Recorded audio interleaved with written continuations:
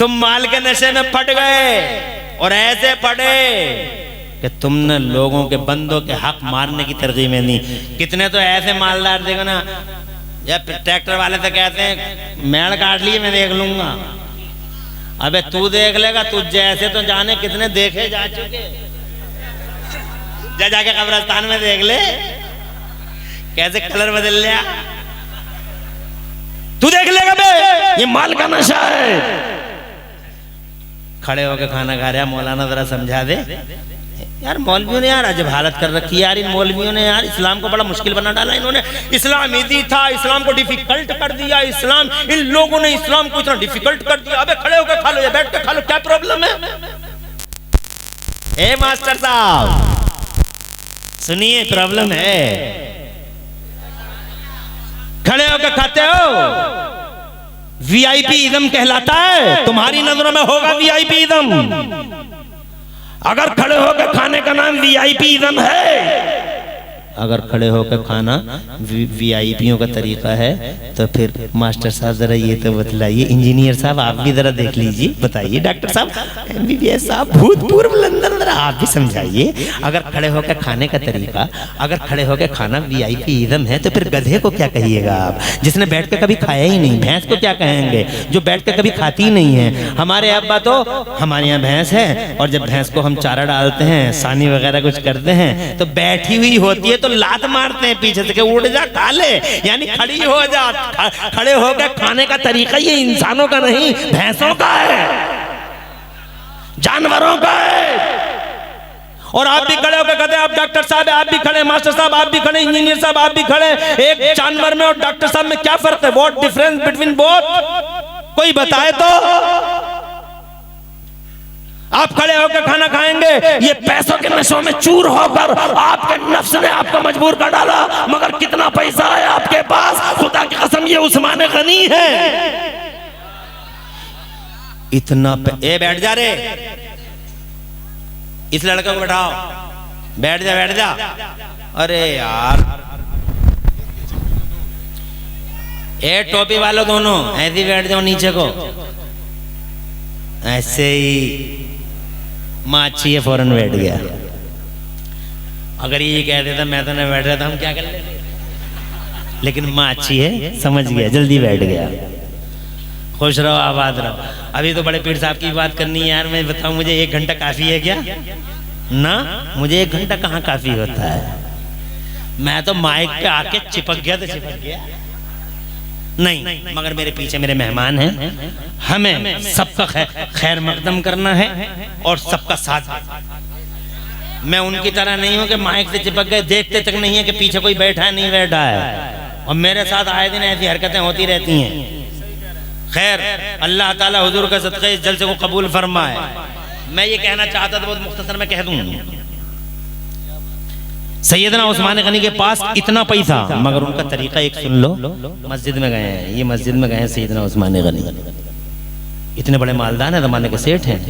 दुनिया के सेठ मर जाते हैं, करंट अकाउंट मर जाता है, मगर दुनिया का पहला सेठ है उस्मान के विसाल फरमाए, यानी पर्दा फरमाए। तकरीबन 1400 साल हो गए, मगर आज भी सऊदी अरब की म्यूनिसिपैलिटी में मेरे उस्मान गनी का करंट अकाउंट चल रहा है। तुम कहते हो कुरान पढ़ने वाला पीछे रह जाता, कुरान पढ़ने वाला पीछे रह जाता। मैं कहता हूँ कुरान पढ़ने वाला आज भी आ गए, मगर तुमने तो पढ़ा ही नहीं कुरान, तुम तो समझे ही नहीं कुरान की हैसियत को। अरे कुरान पढ़ने वाला कल भी आ गया था, और कुरान पढ़ने वाला। और अगर तुम मुझसे कहो कि इमरान हनफी साहब दौरे हाजिर में, करंट डेज में, ये बताइए, करंट डेज में बताइए कोई आदमी ऐसा है जिसने कुरान पढ़ा हो और सबसे आगे गया हो? मैं कहूँगा हाँ, करंट डेज में भी मेरे पास एक मिसाल है, और यहीं करीब की मिसाल है, ज्यादा दूर की मिसाल नहीं है। एक शख्स है, बहुत जबरदस्त तालीम है, अल्लाह का वली है, जबरदस्त तालीम है, आलिमों का आलिम, फकीहों का फकीह, मुदब्बिरों का मुदब्बिर, कंजुल मुहक्किकीन और इमामुल मुहक्किकीन कहिए। नाम तो मैं बाद में लूंगा, मगर आप समझ तो गए होंगे। एक शख्स है भारत का, अल्लाह ने वो इल्म दिया उसे कि उसने 56 इल्मों में 1200 किताबें लिख के इतिहास रच दिया। मगर खुदा गवाह है, वो शख्स एक दिन भी न कॉलेज में पढ़ने गया न यूनिवर्सिटी में पढ़ने गया। उसने या तो पूरी जिंदगी में अल्लाह का कुरान पढ़ा या मुस्तफा का बयान पढ़ा और कुछ नहीं पढ़ा। मगर उसकी किताबें देखो तो जियोलॉजी में, बायोलॉजी में, टाइम में, जुगाड़ सब में है, और जनाबे वाला तरह तरह के इल्मों में है, और जनाबे वाला ऐसा इल्म, खुदा की कसम के नाम सुनोगे तो हैरान रह जाओगे। इल्मों की ब्रांच है, खुदा की कसम किसी ने तो 150 ब्रांचों तक पहुंचा दिया, मगर सच्चाई ये है कि 56 ब्रांच, 56 ब्रांचेस ऑफ नॉलेज में खुदा की कसम उस शख्स ने 1200 से ज्यादा किताबें लिख के इतिहास रच दिया। रहने वाला वो भारत का है, पूरे संसार में, एकेडमिक वर्ल्ड में उसमें भारत का नाम रोशन कर दिया। आज भी उसकी किताब, उस भारतीय आलिम की किताब आज भी जनूबी अफ्रीका की कोर्ट में चलती है, और कोर्ट में मुसलमानों के मसाइल उसी शख्स की किताब को देख देख के हल किए जाते हैं। भारत के आलिम ने खुदा की कसम संसार में भारत का नाम रोशन कर दिया। भारत का नाम रोशन करने वाला सारे संसार और जगत में जानते हो वो कौन आलिम है? शेखुल इस्लाम अल मुस्लिमीन, आयतुम मिन आयात रब्बिल आलमीन, मौजज़ा मिन मौजज़ात सय्यदुल मुरसलीन, इब्रे तमतम बैरे कमकम अलमे अलामैने अयान, फरीद अवान वहीद ज़मान आला हज़रत मुजद्दिद दीन व मिल्लत, इमाम अहले सुन्नत हुजूर सैयदना इमाम अहमद रज़ा मुजद्दिद मुहद्दिस बरेलवी है। जिसने एक दिन कॉलेज नहीं पढ़ा, एक दिन यूनिवर्सिटी नहीं पढ़ा, या तो कुरान पढ़ा या मुस्तफा का बयान पढ़ा, और आलम यह है इतनी आगे चला गया कि आज दुनिया की यूनिवर्सिटियों में सबसे ज्यादा पीएचडी अगर किसी पे हो रही है तो बरेली के अहमद रज़ा पे हो रही है। मेल फीमेल मुस्लिम नॉन मुस्लिम, अल्लाह जज़ाए खैर दे। अपनी रखिए, परेशान तो नहीं हो? ये दौरे हाजिर का एक किरदार देख लो। तुम तो बरेली के हो, खुश नसीब हो, यू आर लकी, बहुत महान लोग हो, बहुत महान हो। हम तो मुरादाबाद के हैं मगर फख्र करते हैं। मुरादाबाद का बाद में बताते हैं, पहले बरेली वाले बताते हैं। कोई हमसे पूछता है आप कहाँ से, तो मुरादाबादी बाद में। क्या शान है जनाबे वाला बरेली वालों की भी, कैसा नवाजा है अल्लाह ने बरेली को आला हज़रत सरकार भेजकर। आगे बढ़ता हूँ, मैं ये कहना चाहता था, ये इतने बड़े मालदार हैं और ये मस्जिद में, जरा इनका अंदाज देखिए, इतने बड़े मालदार हैं, मस्जिद में आए हैं तो इन्होंने वजू बनाया और वजू बना के मस्जिद में आए, मस्जिद की छत को देखा, मुस्कुराने लगे। एक साहब पहले से ही मस्जिद में बैठे हुए थे, वो करीब आए, आके बोले सरकार बहुत देर से देख रहे हूँ मैं आपको, आप वजू बनाते हैं, मस्जिद में आते हैं, छत को देखते हैं, मुस्कुराते हैं, हुजूर अकेले ही अकेले क्यों मुस्कुरा रहे हैं? कैसे मुस्कुरा रहे हैं? आप अकेले ही अकेले कैसे मुस्कुरा रहे हैं? तो सैयदना उस्मान गनी फरमाते हैं, जानना चाहते हो मैं क्यों मुस्कुराया? बोले जी सरकार, मैं ये जानना चाहता हूँ आप क्यों मुस्कुराए। जुमला सुनो, ईमान ताज़ा हो जाएगा, और मालदारों माल के नशे में चूर नहीं होना, इसको सुन के इबरत हासिल करना। सैयदना उस्मान गनी फरमाते, जानना चाहते मैं क्यों मुस्कुराया? बोले जी सरकार। इरशाद फरमाया, मुझे नहीं मालूम वो क्यों मुस्कुराए थे। फरमाते मुझे नहीं मालूम वो क्यों मुस्कुराए थे, मगर इस मकाम पर एक बार मेरे नबी इसी छत को देख के मुस्कुरा दिए थे। आज मैं भी उसी मकाम पे खड़ा था, मैंने भी सोचा क्यों ना मुस्कुरा दूं और हुजूर की सुन्नत पे अमल कर लूं। मालदार इस जनाब वाला मालदार हैं, मालदारों के मालदार हैं, सेठों के सेठ हैं, मगर हर वक्त मुस्तफ़ा की सुन्नतों की कॉपी की बात करते हैं। एक हम हैं, खड़े होकर खाएंगे, जबकि आज मुस्तफ़ा की एक सुन्नत का सर्वे हो रहा है। क्या तुम्हें पता नहीं है, चंडीगढ़ के पीजीआई के डॉक्टरों ने अभी अभी सर्वे करके और तज्जिया करके और जनाबे वाला तहकीक करके दुनिया के सामने रिजल्ट रख दिया है।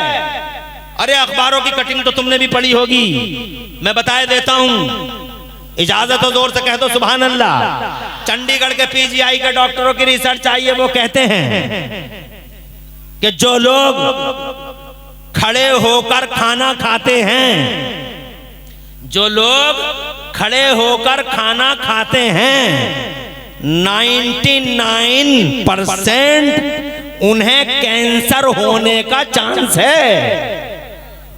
इसका मतलब जो बैठ के खाएं उन्हें 99% चांस है कि कैंसर नहीं होगा। जोर से बोलो यार, सुभान अल्लाह। मुस्तफा की हर सुन्नत का सर्वे हो रहा, मेरे पास टाइम होता कुछ सुन्नतें बताता, कुछ सर्वे दिखाता, तुम्हारी समझ में आता। इसलिए जनाबे वाला कम से कम इतना तो करो कि खड़े होकर खाना बंद कर दो। कम से कम आज के जलसे में यही नियत कर लो कि हर हाल में हम बैठ के ही खाएंगे। हमारे मुरादाबाद के एक डॉक्टर साहब से किसी ने पूछा कि मेरे घुटनों में बड़ा दर्द होता है। डॉक्टर साहब मुसलमान नहीं थे, कहने लगे घुटनों में दर्द होता है? बोले जी घुटनों में दर्द होता है। तो कहने लगे ऐसा लगता है तुम खड़े होकर पानी पीते हो। जो लोग खड़े होकर पानी पीते हैं अक्सर उन्हें घुटनों की बीमारी हो जाती है।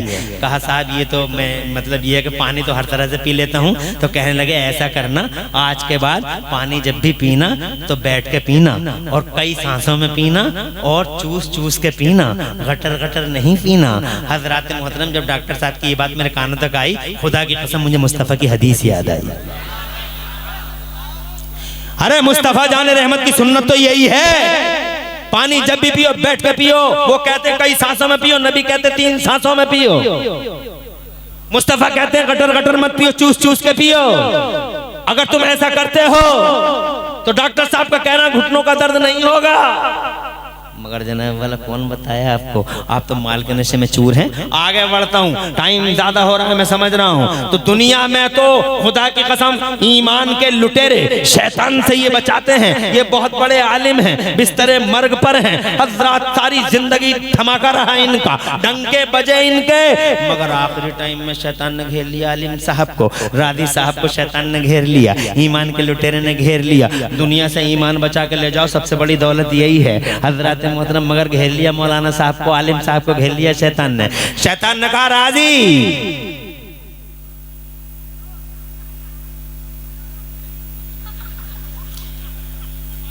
शैतान ने कहा राजी। अभी कोई घबराहट नहीं हो रही? ये बताओ अल्लाह एक है या कई एक हैं? अरे वो बोला यार, शैतान बोला राजी साहब से अल्लाह एक है या कई एक हैं?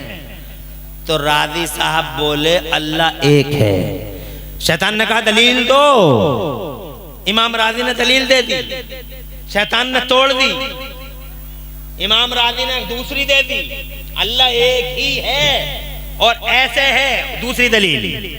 शैतान ने दूसरी भी तोड़ दी, राजी साहब ने तीसरी दे दी, शैतान ने तीसरी भी तोड़ दी। राजी साहब दलीलें देते रहे, शैतान तोड़ता रहा, क्योंकि शैतान तो बहुत इल्म वाला है ना। शैतान को तुम कम समझ रहे हो क्या? शैतान फरिश्तों का टीचर रहा है। शैतान जन्नत में फरिश्तों का टीचर रहा है, फरिश्तों का टीचर।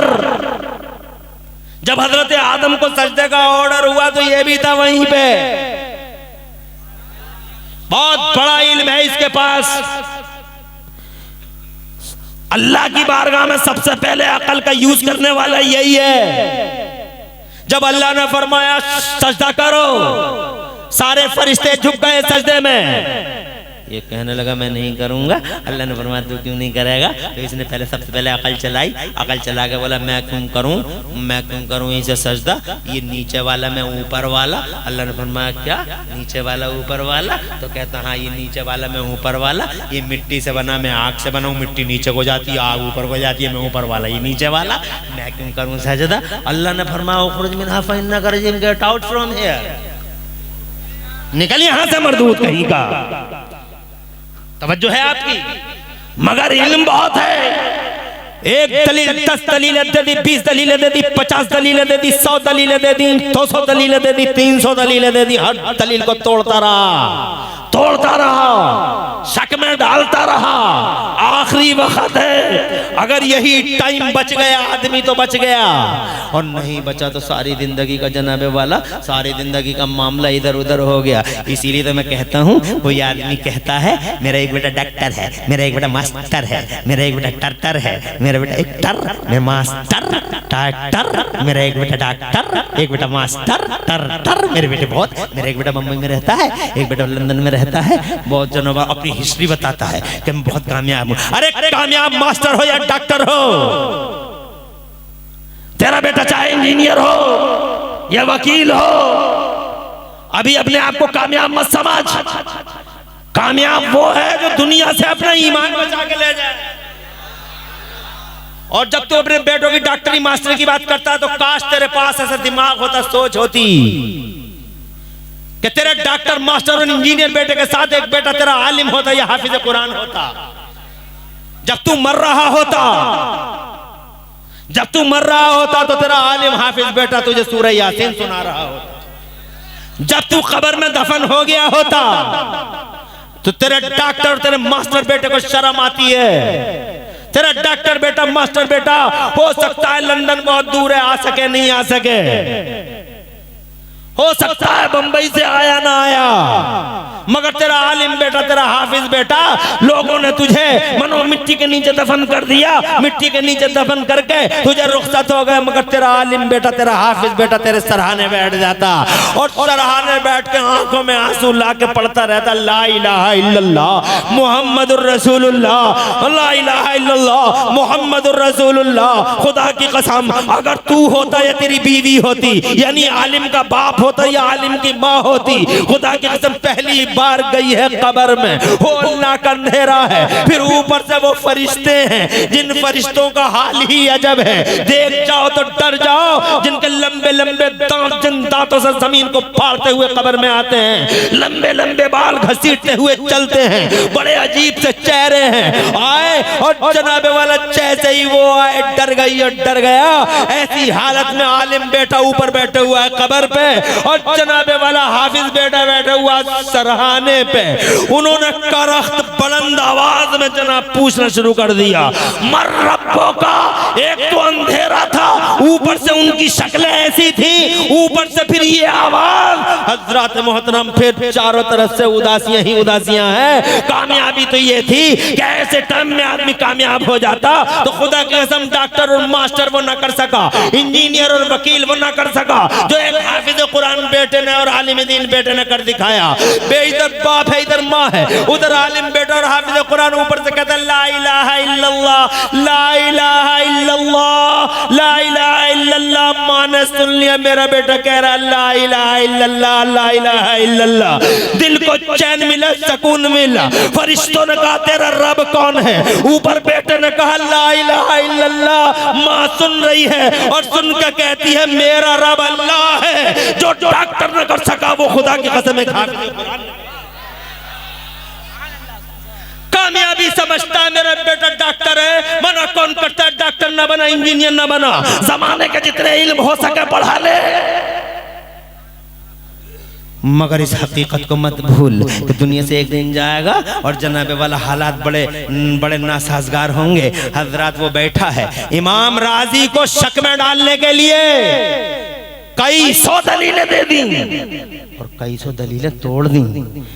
जब हजरत इमाम राजी रोने लगे तब उनके पीर साहब बड़ी दूर अपने मुरीदों के बीच में, हजरत नजमुद्दीन कुबरा मुरीदों के बीच में लोटे से वजू बना रहे थे। उन्हें जलाल आ गया वहां।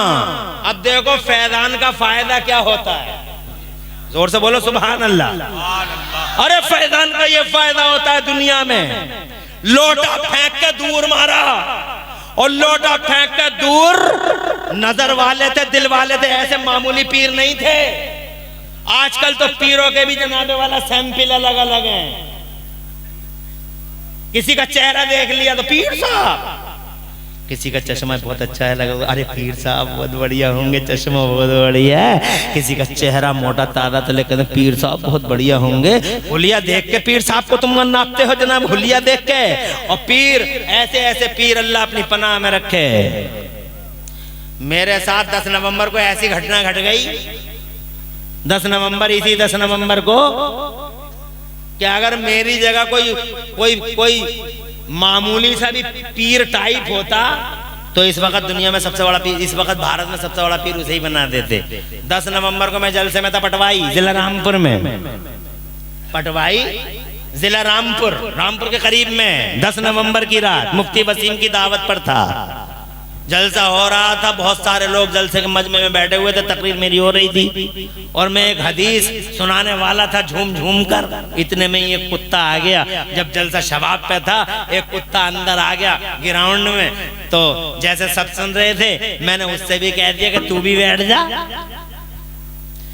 तो जैसे ही मैंने कहा तू भी बैठ जा, वो फौरन ही बैठ गया। वो फौरन बैठ गया, पटवाई 10 नवंबर की बात। और बैठ गए। मैंने जब हदीस सुनाई तो वो झूमने लगा और लेट गया, और लेट के वो सुनने लगा हदीस। तो मैंने कहा देखो यार कैसा जज्बाती है, तो और ज्यादा जज्बात में आ गया वो। तो जनाबे वाले ये पटवाई की बात है, अगर मेरी जगह कोई ओना पोना पीर भी होता तो पूरे भारत में आज अकेले ही होता कि हजरत का हुक्म तो कुत्ते भी मानते हैं। कुत्ता आ गया और हजरत ने कह दिया बैठ जा, तो बैठ गया, ऐसे ही कान दबा के बैठ गया। बात समझ रहे हैं आप? पीर ऐसे नहीं जो जेबों पे नजर रखें। नजमुद्दीन कुबरा पीर हैं, दिल वाले हैं। सुभान अल्लाह। बहुत दूर है, शैतान के नरगे में घिर चुके हैं इमाम राजी। बहुत खतरनाक मुहासरा कर रखा है शैतान ने, कई सौ दलीलें तोड़ दी, रोने लगे इमाम राजी। आखिरी वक्त बड़ी मुश्किल घड़ी है, तो जनाबे वाला हजरत नजमुद्दीन कुबरा ने लोटा फेंक के मारा और जलाल में बावाज़े बुलंद हजारों किलोमीटरों के फासले से इरशाद फरमाया, राजी काय को दलीलें देता है, ये कह दे कि बगैर दलील के अल्लाह को एक मानता हूं। जोर से बोलो, जोर से। बगैर दलील के अल्लाह को एक मानता हूं। इमाम राजी ने कहा बगैर दलील के अल्लाह को एक मानता हूं। शैतान रफू चक्कर हो गया, ला इलाहा इल्लल्लाह पढ़ा और अल्लाह की रहमत की तरफ चले गए इमाम राजी। ओ लोगों, इन सच्चों के साथ का फायदा देखा, दुनिया में ये फायदा है कि तुम्हारा ईमान बचा, और अगर कहो तो आखिरत का भी एक फ़ायदा दिखाऊं, मगर टाइम तो इजाज़त नहीं देता। टाइम इजाज़त नहीं देता, 1.5 घंटा भी पूरा हो ही गया। हालांकि मैंने जो है हज़रात मोहतरम आपसे, और अभी तो बड़े पीर साहब का जिक्र पाक भी रह गया है, लो 5 मिनट उनका जिक्र पाक भी कर लो। आखिरत में क्या फ़ायदा है ये हम बाद में बता देंगे, किसी दिन और आ जाएंगे। एक आज जलसा और करवा लियो, एक आज हसन भाई को बुला लियो, मोहम्मद अली फैजी को बुला लियो, मुझे बुला लियो, बहेड़ से नूर भाई को बुला लियो, काम तमाम। एक जलसा और बाकी बातें करने के लिए। बड़ा अच्छा लगा माशाल्लाह, क्या जलसा किया माशाल्लाह, और क्या नूर छाया रहा जलसे पे। और जहां तक सवाल है मेरे बड़े पीर का, जोर से बोलो, रोशन ज़मीर का, तो उसके फैज़ान का तो पूछना ही क्या है। वो तो दुनिया में भी बचाते हैं, आखिरत में भी बचाते हैं।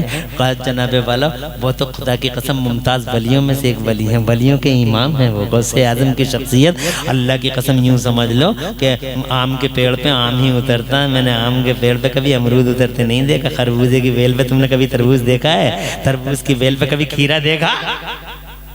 जब माही अब्दुल्ला, जब अब माही जनाबे वाला सैयदा उम्मुल खैर जैसी निकोकार पाकीदा खातून हो, जोर से बोलो, जोर से। और जब बाप ही अबू साले जंगी दोस्त जैसा जाकिर खुदा और जाकिर रसूल हो, हर वक्त जिसके होंठ अल्लाह की याद में रहते हो, हर वक्त जो रत्बुल लिसान रहता हो, जिक्र इलाही से सरचार रहता हो, और जनाबे वाला जो लुक़्मा-ए हलाल खाने का ऐसा आदी हो कि सेब जो दरिया में बह के आ गया था, जनाबे वाला वो खा भी लिया तो दूर कई दिनों की मसाफत तय करके दरिया में बहने वाले सेब को खाने की माजरत करने के लिए उस बाग में चला गया। बाग वाला भी हैरान था और दिल में बड़ा खुश भी था। बाग वाला यही तो सोच रहा था कि या अल्लाह तेरा कैसे कैसे शुक्र अदा करूं, जैसे जवान की जरूरत थी मुझे, तूने बैठे ही बैठे मुझे बाग के अंदर ऐसा नौजवान दे दिया। बात तवील है, मगर ये कहना चाहता हूँ कि वो आए, आने के बाद बोले कि मैंने एक सेब दरिया में बहता हुआ चला गया था, आपके बाग का खा लिया है, माजरत करने आया हूँ, माफी मांगने आया हूँ। हज़रात मोहतरम सोच में पड़ गए, ऐसे भी नौजवान है इस दुनिया के पर्दे पे। बहुत खुश भी हुए, दिल में लड्डू भी फूट रहे, मगर अब बज़ाहिर गुस्सा भी है। तुमने खाया क्यों वो सेब? अब खाया है तो फिर मैं एकदम थोड़ा ही माफ कर दूंगा, पहले तुम मेरे बाग को पानी दो, बाग को पानी दो, जब मेरी मर्जी करेगी माफ कर दूंगा। हज़रात एक सेब माफ कराने के लिए कई साल तक वो बाग के पेड़ों को पानी देते रहे, आज हमारी हालत देख लो। एक सेब क्या, मूंगफली का भाव करते ही करते 10-20 मूंगफली इधर से उधर हो जाती हैं, और सिंगाड़ों के ठेलों पे तो खैर ही नहीं, डकार तक नहीं आती। इतने सिंघाड़े भाव करते ही करते अंदर, डकार का पता नहीं। अरे लुक़्मा हलाल खाने वाला ऐसा बाप है और जनाबे वाला ऐसी माँ है। हज़रत मोहतरम अंदाज़ा लगा लो, जब पेड़ ही ऐसा है तो फल कैसा होगा। जरा जोर से कह दो सुभान अल्लाह, और तड़प के कह दो सुभान अल्लाह। रमजान की पहली तारीख को पैदा हुए, मुस्तफ़ा के पर्दा फरमाने के तकरीबन 450 साल के बाद जिलान की जमीन पर तशरीफ लाए। पहला रमजान था, दिन में रोजा रखते और माँ का दूध नहीं पीते पूरा दिन। जरा जोर से कह दो सुभान अल्लाह। पूरे इलाके में मशहूर हो गया था कि सैयदों के घराने में एक बच्चा पैदा हुआ है जो रोज़ा रखता है। हज़रत मोहतरम मेरे गौसे आज़म रज़ी अल्लाह तआला अन्हु की कौन सी जहद को देखोगे, उनको उनका दीन फैलाना देखो तो उन्होंने जनाबे वाला सारी ज़िंदगी पूरी दुनिया में दीन फैला के हक़ अदा कर दिया। अगर उनकी करामतें देखो तो जनाबे वाला करामतें ये हैं कि उन्होंने कई साल डूबी हुई बारात को अपने हाथ से निकाल के जिंदा कर दिया। जरा जोर से कह दो सुभान अल्लाह। और जनाबे वाला अगर ये देखना चाहो कि एक मर्द मोमिन अल्लाह को पुकार के कैसे रोता है तो गौसे आदम को देख लो, जिन्हें अल्लाह ने इंसानों का शेख बनाया, जिन्नों का शेख बनाया, बास फरिश्तों का शेख बनाया। आज काबे का गिलाफ पकड़े हुए रो रहा है, काबे का गिलाफ पकड़े हुए। शेख सादी फरमाते हैं मैंने एक शख्स को देखा, वो काबे का गिलाफ पकड़ पकड़ के बहुत बहुत रो रहा था, उसके आंसुओं से काबे का गिलाफ भीग गया था। और वो अल्लाह अज़्ज़ व जल्ल से यूं कहता था, अल्लाह अगर मेरे अमल अच्छे ना हो तो कल मैदान महशर में मुझे अंधा उठाना।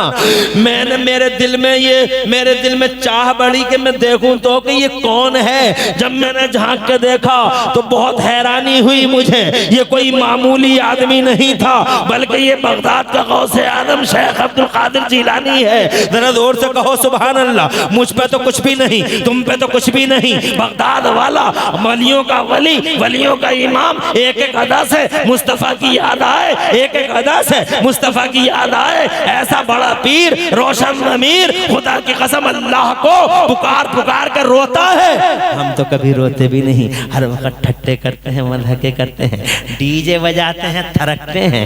भैया की बारात गई तो लड़कियां गीत गाती हैं, और गीत गाती हैं डांस होते हैं। और हमारे इलाके में जनाबे वाला भात जाते हैं तो गीत गाती हैं, रोडों पे निकलती हैं गीत गाती हुई। कभी कभी सुनने को मिल जाते हैं, रोड पे ही घर है, रोड पे छोटी सी झोंपड़ी डाल रखी है, तो कभी कभी सुनने को मिल जाते, बड़ा अफसोस होता है। और गीत क्या गा रही हैं, ऐसा लगता है जैसे इलाके के सारे गीदड़ इकट्ठे होकर एक साथ रो रहे हैं, एक साथ रो रहे हैं। अल्लाह अपनी पनाह में रखे। मेरे भाइयों मेरी बहनों, अगर गौसे आदम से सच्ची मोहब्बत है, उनकी अदाओं को अपनी जिंदगी में दाखिल करो। पढ़ो क्योंकि वो पढ़े हैं, लिखो कि वो लिखे हैं। वो जनाबे वाला मुत्तकी है, मुत्तकी बनो, परहेजगार है, परहेजगार बनो। उन्होंने जनाब दीन का डिफेंस किया, दीन का डिफेंस करो। उन्होंने सुन्नतों को जनाबे वाला आम किया, इसलिए मुस्तफ़ा की कॉपी करते रहो। उन्होंने नमाजों को छोड़ा नहीं, नमाजें पढ़ते रहो। अखलाक का दामन छोड़ा नहीं, बद अखलाक मत बनो। और जनाबे वाला इतने बड़े मालदार हैं गौसे आदम के, according to recent currency 2-2 lakh रुपए की शेरवानी पहनते हैं, मगर घमंड नहीं। 2 लाख की शेरवानी थी वो, जिसे चोर आया था चुराने के लिए, मिलाद पढ़ के जा रहे थे, चोर की नजर पड़ गई, यार शेरवानी अगर मिल जाए तो मज़ा ही ना आ जाए, इनकलाबी ना आ जाए, जीवन में इनकलाबी ना आ जाए। तो फिर जैसे गौसे आज़म चले, पीछे पीछे चोर चला तो दरवाजे में दाखिल हो गया। गौसे आज़म रज़ी अल्लाह तआला अन्हु ने शेरवानी उतारी, एक साइड में रखी, चोर भी धीरे से अंदर हो गया। जब उनने चुपके से, जब गौसे आज़म थी मशगूल हो गए वजीफ़ों में, तो इसने धीरे से शेरवानी पे कब्जा कर लिया, जनाब वाला कब्जा कर लिया। अब सोचने लगा जल्दी से बाहर निकलूं, निकल निकलने वाला था, रास्ता मिला नहीं जनाब। जब रास्ता कोई मिला नहीं तो फिर इसने फैसला किया फजर के टाइम तो गेट खुलेंगे ही, अभी कहीं ना कहीं छुप छुपा के बैठ जाओ। शेरवानी लेके बैठ गया, चटाई में लिपट गया, चटाई में लिपट के वहीं लेट गया, चटाई में लिपट गया वहीं लेट गया। रात को, आधी रात को किसी ने दरवाजा खटखटाया। हुजूर ने फरमाया कौन है दरवाजे पे? कहा सरकार मैं खिदर हूँ। कहा इस वक्त में आना कैसे हुआ? तो खिदर अर्ज करते हैं हुजूर फला इलाके में फौरन अब्दाल की जरूरत है, फौरन अब्दाल की जरूरत है, वहाँ अब्दाल चाहिए। तो मेरे गौसे आदम ने फरमाया अरे तो अब अब्दाल लेना है तो ऐसा करो सुबह को आना और सुबह को देंगे। कहा फिर सुबह तक अगर वो इलाका सरकार गरक हो गया, अगर गरक हो गया इलाका तो मेरी जिम्मेदारी नहीं है, आपकी जिम्मेदारी है। तो गौसे आदम ने फरमाया तो फिर ठहरो अभी देंगे। खानका से बाहर निकले, चटाई पड़ी थी, चटाई में जनाब लिपटे पड़े थे। इरशाद फरमाया निकलिए साहब, फला इलाके में जाइए साहब। पहले तो खामोश होगा, किसी और को बुला रहे हैं। फिर सरकार ने फरमाया आप आइए बाहर, आपकी जरूरत है फला इलाके में। तीसरी बार में बोला हुजूर मैं अब्दाल नहीं हूं, चोर हूं। इरशाद फरमाया निकलो तो चोर थे, अब चोर नहीं हो, अब अब्दाल हो। जोर से बोलो, जोर से और जोर से। ये इतने बड़े मालदार जिसे तुम माल कहते हो, जिसे तुम दौलत समझते हो, ये दौलत थोड़ी है हजरत। दौलत तो ईमान की दौलत है। बस हजरत टाइम ज्यादा हो गया, कौन कौन से